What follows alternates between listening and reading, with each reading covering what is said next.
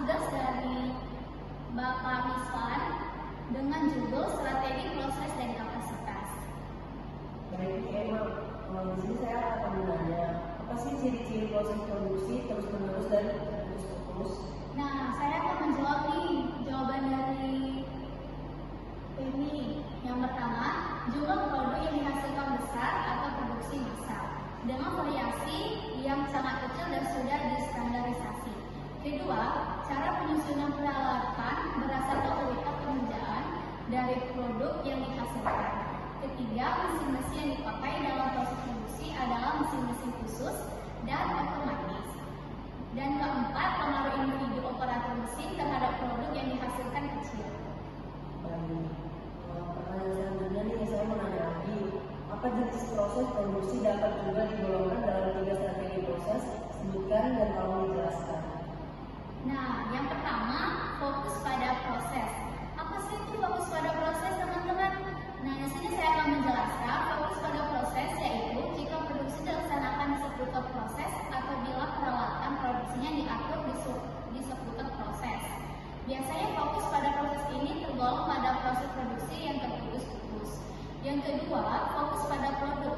Fokus pada produk yaitu jika diproduksi dibangun di seputar produk atau peralatan produksinya diatur di seputar produk.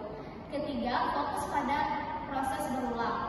Fokus proses berulang merupakan proses produksi yang menggabungkan proses produksi yang terus-menerus dan proses terputus-putus. Proses ini menggunakan bagian dan bahan komponen yang berbagai jenis di antara proses yang kontinu.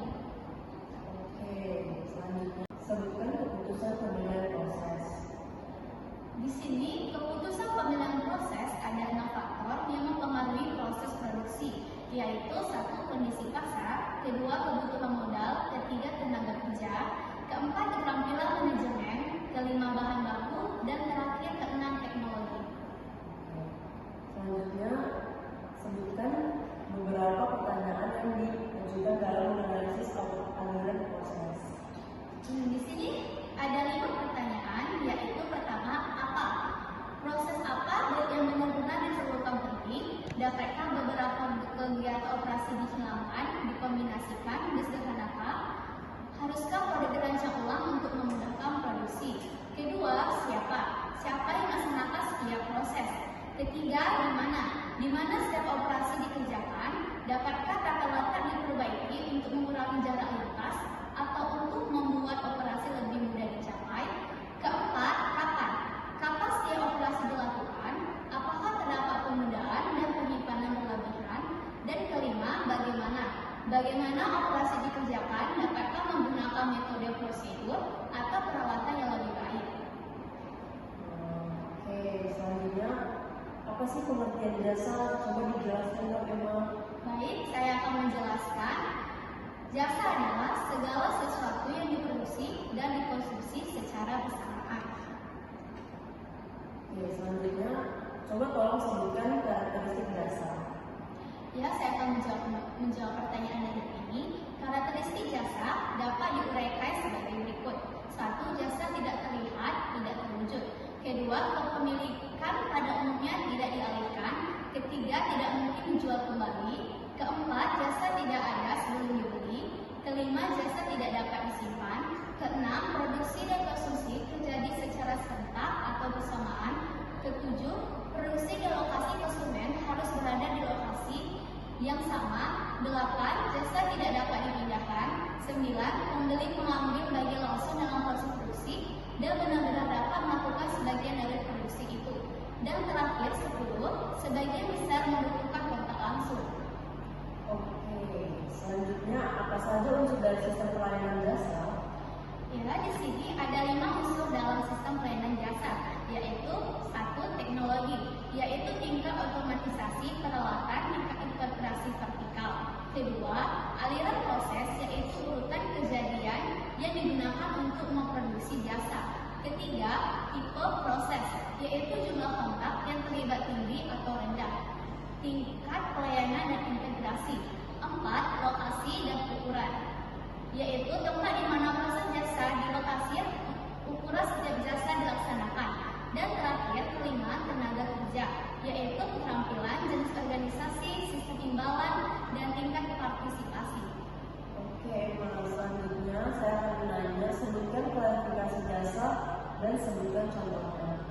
Nah, di sini klarifikasi jasa dapat diklasifikasi berdasarkan sumber pendapatannya, yaitu satu, jasa yang sumber dana utamanya berasal dari pelanggan. Contoh, perusahaan penerbangan, restoran, hotel, bengkel, salon, jasa dokter, jasa warnet, jasa hiburan, dan lain-lain. Kedua, jasa yang sumber dana utamanya berasal dari donasi. Contohnya, jasa sosial, panti asuhan, LCM asing yang beroperasi di Indonesia, dan lain-lain. Dan ketiga, jasa yang sumber dana utamanya bersumber dari pajak. Contoh, instansi pemerintah, BUMN, dan BUMD, dan lain-lain. Oke, selanjutnya apa tahap-tahap dalam perencanaan kapasitas? Ya, di sini, perencanaan kapasitas dimulai dari perkiraan permintaan.